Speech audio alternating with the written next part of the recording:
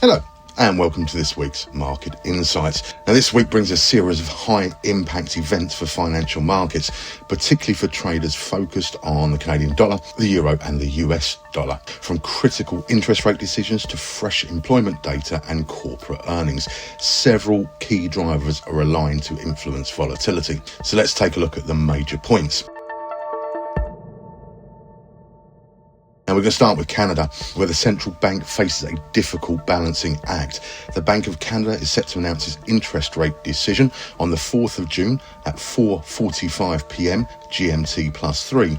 It's widely expected to hold its interest rate steady at 2.75%, but attention will quickly shift to the 5:30 p.m. press conference, where commentary from Governor Tiff Macklem could have a stronger impact on the Canadian dollar. Now, recent data has complicated the outlook. Headline inflation to 1.7% in April. Now, that's slowed and is the lowest since September 2024. Yet, core inflation rose, with CPI median at 3.2% and CPI trim at 3.1%, both reaching their highest level since March 2024. At the same time, unemployment has risen to 6.9%, the highest level since November 2024. So the economy is showing signs of strain, particularly in the trade-sensitive manufacturing sector. This means the central bank is facing renewed economic weakness on one side and stronger core inflation on the other,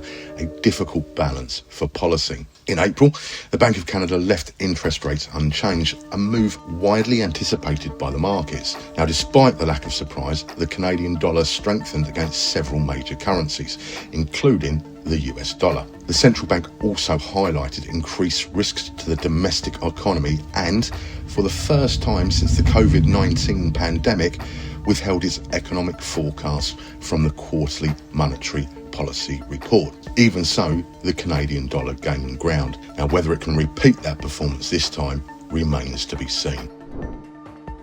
Okay, next we turn our attention to Europe, where the ECB is widely expected to cut rates by 25 basis points on the 5th of June at 3:15 p.m. GMT +3. But the debate around future cuts is still unfolding. Robert Thomson, Austria's central bank governor and one of the ECB's most hawkish members, has warned against further easing and believes the bank should pause rate cuts until September. Now, if you saw our latest video on the ECB interest rate decision, you might remember that Thomson expressed similar concerns last time, urging caution due to uncertainty around US trade policy.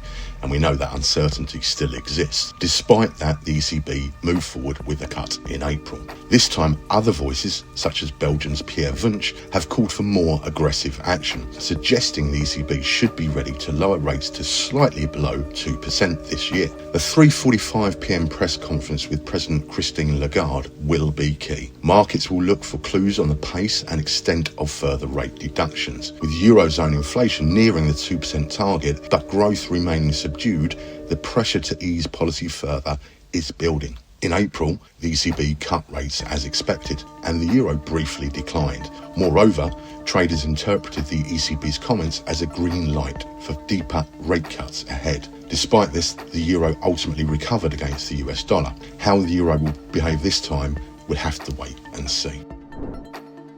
Okay, now we're going to return to Canada, where fresh jobs data will be released on the 6th of June at 3:30 p.m.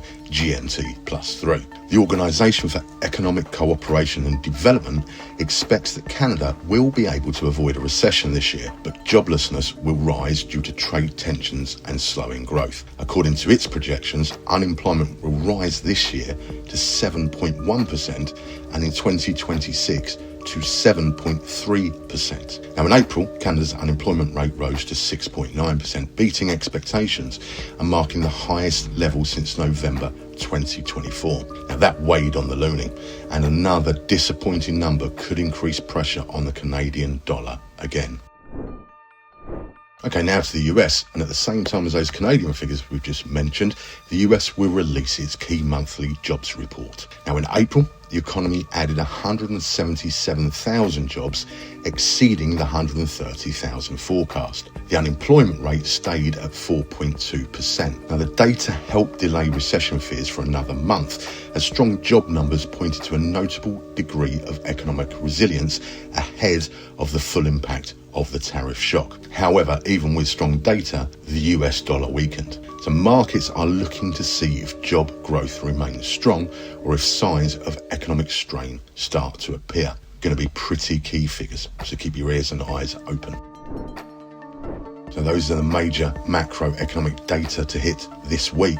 Now, alongside all of that data, of course, corporate earnings will continue to influence market sentiment. Reports from major companies could spark big moves in equity markets. Strong earnings might support risk appetite, while weaker results, especially in the current uncertain climate, could well trigger some sell-offs. Well, that's the wraps for this week's Market Insight video. This week is certainly shaping up to be a volatile one. Stay tuned to our news and analysis section on the FX Open website for real-time updates. And as always, don't forget your risk management techniques. Thanks for watching. We wish you luck with your trading in the week ahead. Bye for now.